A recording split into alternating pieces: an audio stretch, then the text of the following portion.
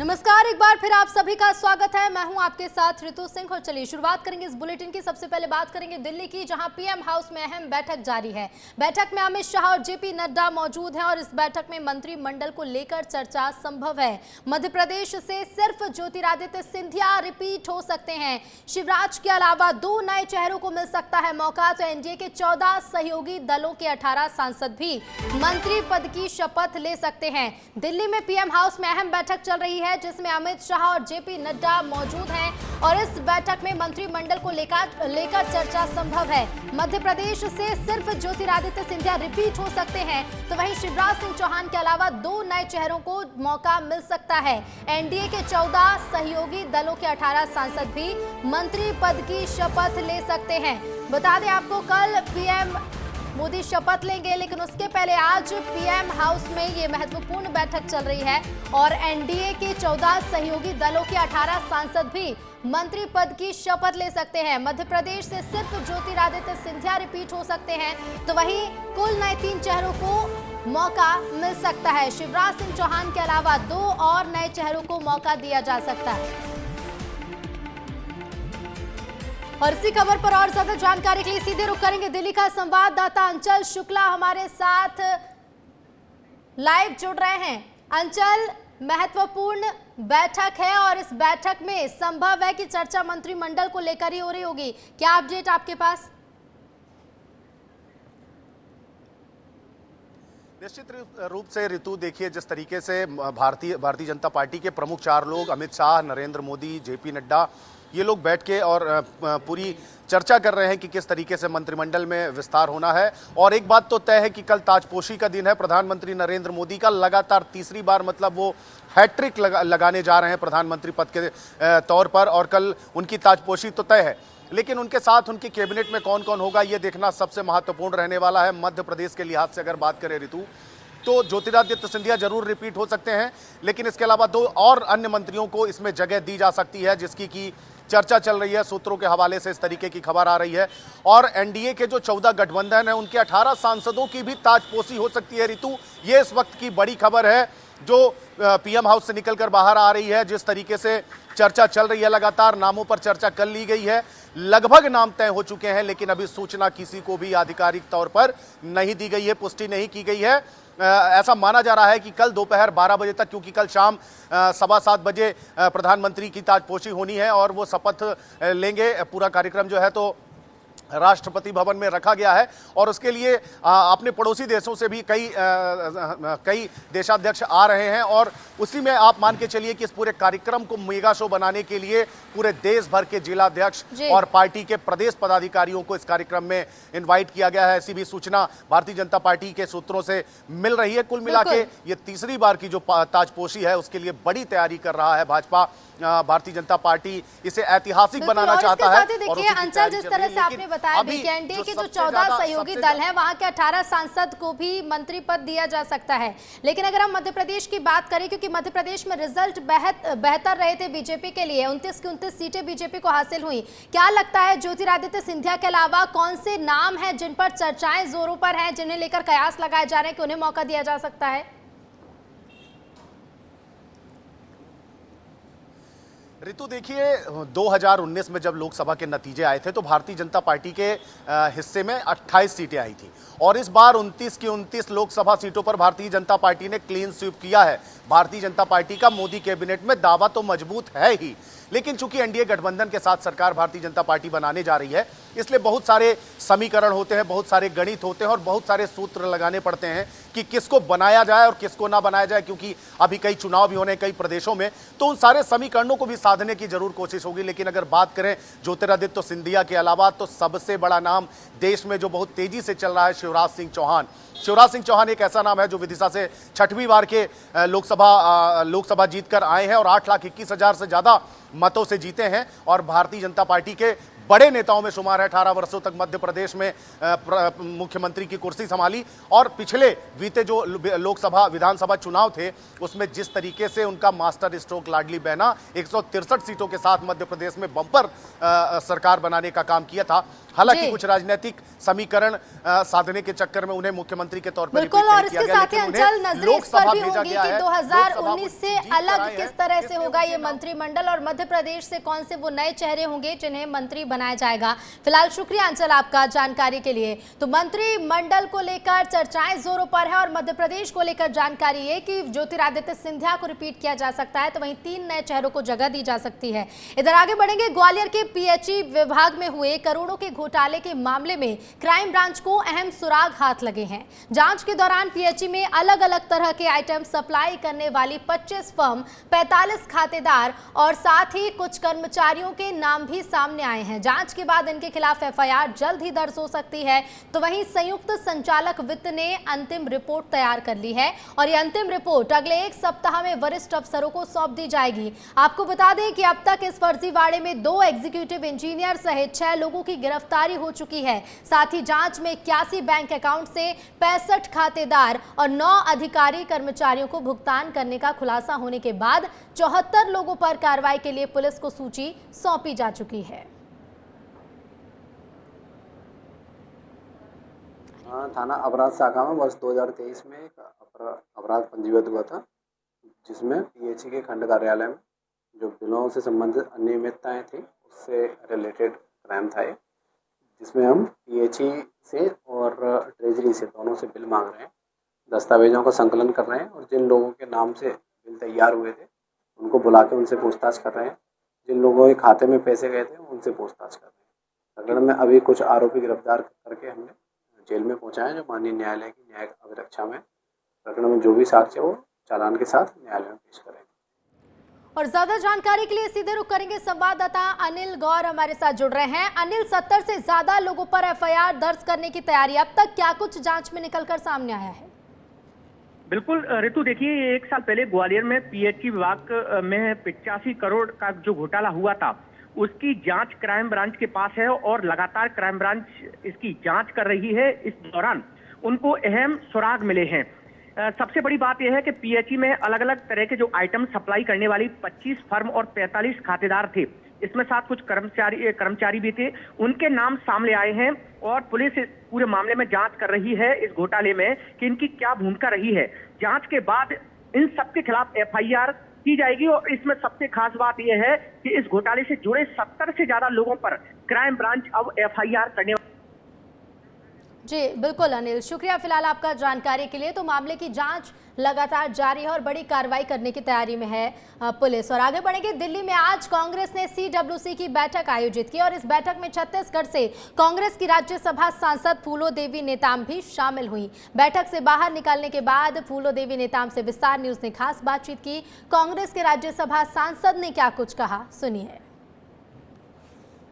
चलो, Congress working committee की बैठक खत्म हो गई है और छत्तीसगढ़ की जो कांग्रेस की नेता है फूलो देवी नेताम, वो भी बाहर निकली है। मैडम, क्या कुछ हुआ बैठक? आज की बैठक बहुत अच्छा चली है, बहुत अपने अपने भावनाओं को व्यक्त किए और ये जो देश में जिस तरह से देश की जनता राहुल जी के उन बुनियादियों को विश्वास किया, उनकी भावनाओं को समझा, निश्चित तौर पर राहुल जी को हम सारे आज की बैठक में सारे मेंबर्स एक ही राय से प्रस्ताव रखे कि राहुल जी लोकसभा के प्रतिपक्ष के नेता बने, ताकि हमारे देश के युवाओं के बारे में, किसानों के बारे में, महिलाओं के बारे में, मजदूरों के बारे में, किसानों के बारे में एक आवाज़ बन के मुखरता के साथ उठाए। और जिस तरह से देश ने राहुल जी का जो विश्वास जीता है और राहुल जी को सुनना चाहते हैं, राहुल जी को देखना चाहते हैं। तो ये फूलो देवी नेताम थी हमारे साथ, जो छत्तीसगढ़ से दिल्ली पहुंची हैं और आज वर्किंग कमेटी में शामिल हुई हैं। और जैसा कि वो बता रही थी कि राहुल गांधी को लोकसभा में विपक्ष दल का जो है नेता चुनने के लिए प्रस्ताव लाया गया। कैमरा पर्सन दुर्गेश साहू के साथ अनमोल तिवारी, विस्तार न्यूज़। 9 जून शाम 7:15 पर पीएम मोदी प्रधानमंत्री पद की शपथ लेंगे। 2014 और 2019 के बाद तीसरी बार होगा जब नरेंद्र मोदी पीएम पद की शपथ लेने वाले हैं। शपथ ग्रहण समारोह को ऐतिहासिक बनाने की तैयारियां भी जोरों पर हैं। इस बार का समारोह कैसे होगा, खास इस रिपोर्ट में देखिए। मेरे लिए जन्म सिर्फ और सिर्फ वन लाइफ वन मिशन, और वो है मेरी भारत माता। 2014, 2019 और अब 2024 देश की जनता लगातार तीसरी बार नरेंद्र मोदी को पीएम पद की शपथ लेते देखने के लिए बेहद उत्सुक है। नई सरकार से उम्मीद वही है जो उसके लक्षण दिख रहे थे। जो मोदी की गारंटी है, मोदी की गारंटी कभी भी फेल नहीं होगी, ऐसा लोग मानते हैं जिनने वोट दिया है। और उनका पिछला कार्यकाल भी ये बता रहा था कि मोदी की जो गारंटी होती है वो पूरा करते हैं। एक केवल मोदी लहर थी, मोदी की गारंटी चली है, मोदी के काम को देखा गया है और आने वाले समय में ही मोदी को ही देखने वाले हैं अगले 5 साल और। उन्होंने इतने प्रचंड बहुमत से जो भारतीय जनता पार्टी को जिताया और एक बार साबित कर दिया है कि ये देश के विकास में इनका सबसे महत्वपूर्ण योगदान होने वाला है। तो इसमें 2 फैक्टर काम किए, एक मोदी फैक्टर और दूसरा शिवराज का जो है जो पिछला कार्यकाल था वो अपने आप में उसको डिसाइड किया। 9 जून 2024 शाम 7:15 पर नरेंद्र मोदी तीसरी बार प्रधानमंत्री पद की शपथ लेकर इतिहास रचेंगे। जाहिर है इस शपथ ग्रहण समारोह को ऐतिहासिक बनाने की तैयारियां भी हो रही हैं। देश विदेश से समारोह में लोग शिरकत करेंगे और समारोह में देश सेवा में योगदान देने वाले लोग भी नजर आएंगे। साथ ही विदेशी मेहमानों में बांग्लादेश की पीएम शेख हसीना, नेपाल के पीएम पुष्प कमल दहल प्रचंड, श्रीलंका के राष्ट्रपति रानिल विक्रमसिंघे, मालदीव के राष्ट्रपति मोहम्मद मुइज़ू शामिल हो रहे हैं। अब ये भी जान लेते हैं कि पिछले 2 शपथ ग्रहण समारोह में कौन कौन शामिल हुआ था। साल 2014 में पीएम मोदी ने पड़ोसी देशों तक पहुंचने की एक बड़ी पहल की थी। 2014 में कौन कौन हुए थे शामिल? सार्क देश के नेता, तत्कालीन पाकिस्तानी पीएम शरीफ ने लिया था हिस्सा। पड़ोसी देशों को साधने की कोशिश। 2019 में प्रधानमंत्री नरेंद्र मोदी के शपथ ग्रहण समारोह में शामिल होने के लिए बंगाल की खाड़ी बहुक्षेत्रीय तकनीकी और आर्थिक सहयोग पहल यानी BIMSTEC के नेताओं को निमंत्रण भेजा गया था। 2019 में कौन कौन हुआ शामिल? BIMSTEC के नेताओं को निमंत्रण भेजा गया। 7 देश के नेता हुए शामिल। बांग्लादेश, भूटान, भारत, म्यांमार के नेता हुए शामिल। नेपाल, श्रीलंका और थाईलैंड के नेता भी हुए शामिल। फिलहाल शपथ ग्रहण समारोह को ऐतिहासिक बनाने की तैयारियां जोरों पर हैं। मेहमानों के आने का सिलसिला भी जारी है। अब देखना होगा कि इस बार का शपथ ग्रहण समारोह कितना खास होगा। ब्यूरो रिपोर्ट, विस्तार न्यूज।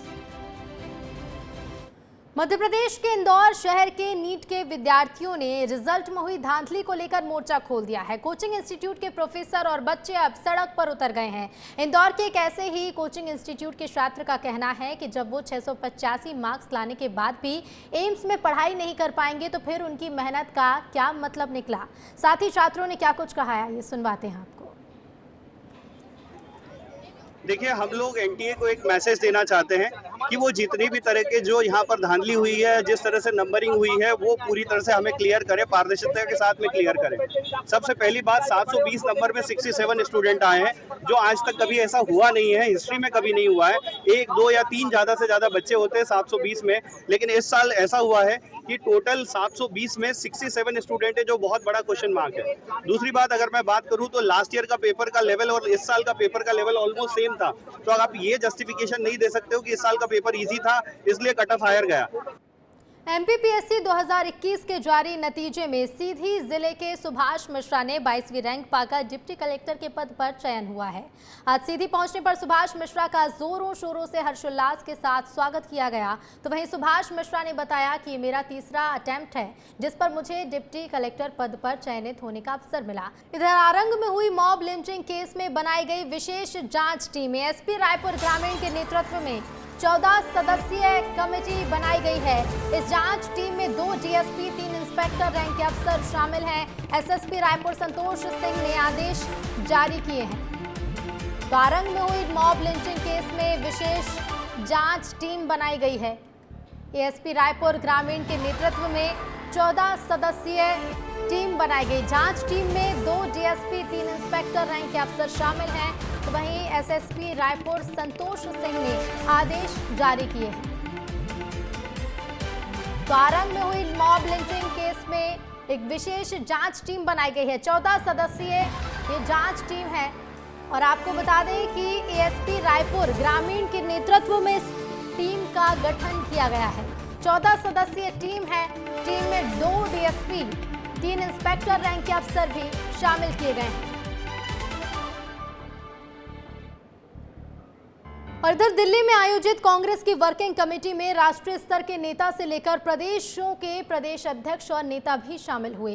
कांग्रेस वर्किंग कमेटी की बैठक खत्म होने के बाद एआईसीसी के महासचिव अविनाश पांडे से विस्तार न्यूज ने खास बातचीत की। अविनाश पांडे ने क्या कुछ कहा, सुनिए। हमारे साथ कांग्रेस के बहुत ही वरिष्ठ नेता अविनाश पांडे जी हैं। अविनाश जी, बैठक हुई है और लगता है बैठक बहुत लंबी चली, क्या कुछ चर्चा?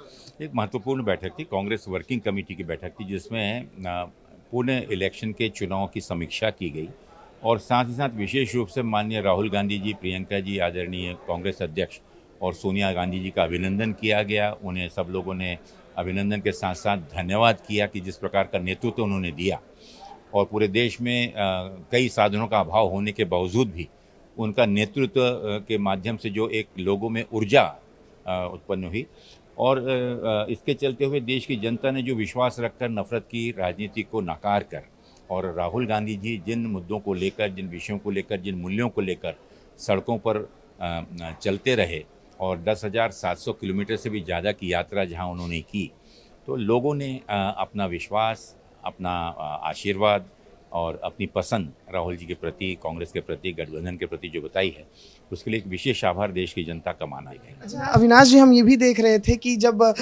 ये सब हो गया तो ये भी चर्चा थी कि हमारे पास बहुमत भी आ जाएगी इंडिया गठबंधन के पास, तो आगे चलकर ऐसा कोई उम्मीद है क्या? देखिए, ये तो राजनीति है, इसमें आज की परिस्थितियों पे बात करना ज़्यादा बेहतर होगा, लेकिन आने वाले दिनों में राजनीति किस करवट मोड़ लेती है और क्या परिवर्तन उसमें आना है, जब वक्त आता है तो उस समय ये राजनीतिक निर्णय लिए जाते हैं। ठीक है, बहुत बहुत धन्यवाद। तो अविनाश पांडे थे हमारे साथ और बता रहे थे कि किस तरीके से जो है CWC की बैठक में कई महत्वपूर्ण निर्णय लिए गए हैं। जहां हार हुई है उसकी समीक्षा भी हुई है और अब जब उपचुनाव भी कुछ दिनों में होंगे और उसके बाद कुछ राज्यों में विधानसभा चुनाव भी होंगे तो उसकी तैयारियों को लेकर भी चर्चा हुई है। कैमरा पर्सन दुर्गेश साहू के साथ अनमोल तिवारी, विस्तार न्यूज। उत्तर प्रदेश में सीएम योगी की अध्यक्षता में मंत्रिमंडल की बैठक हुई। सीएम योगी ने मंत्रियों से संवाद, समन्वय और संवेदनशीलता की नीति के साथ जनता के बीच जाने और उनकी समस्याएं सुनने के निर्देश दिए हैं। साथ ही कहा है कि सरकार जनता के लिए है, वीआईपी कल्चर के लिए नहीं। तो बैठक में कई तरह के दिशा निर्देश दिए गए। मंत्रिमंडल की बैठक ली मुख्यमंत्री योगी आदित्यनाथ ने और बैठक में दिशा निर्देश दिए गए हैं।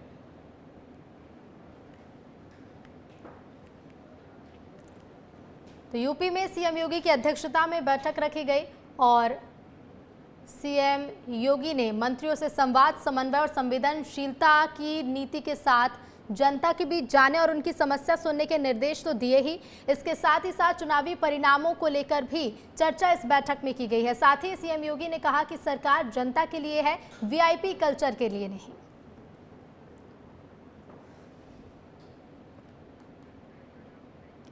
इधर छत्तीसगढ़ में एक बार फिर प्रवर्तन निदेशालय एक्शन मोड में है। विभाग ने डोंगरगढ़ राइस मिल एसोसिएशन के अध्यक्ष मनोज अग्रवाल के घर पर छापामार कार्रवाई की। साथ ही उनके रायपुर निवास पर भी छापा मारा है।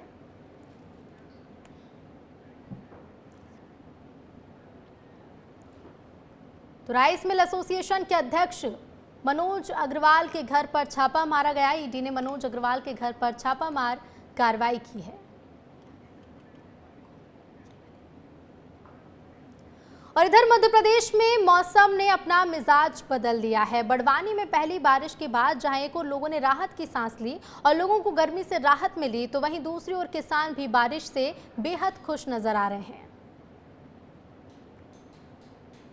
देखिए, खाद बीज की दुकानों पर भी भीड़ है क्योंकि पहली बारिश बड़वानी के आदिवासी अंचल में हो चुकी है और बारिश को लेकर यहाँ पर जो है किसान खाद बीज को लेकर जो है आने लग गए हैं। हम कुछ लोगों से भी बात करेंगे और जानेंगे।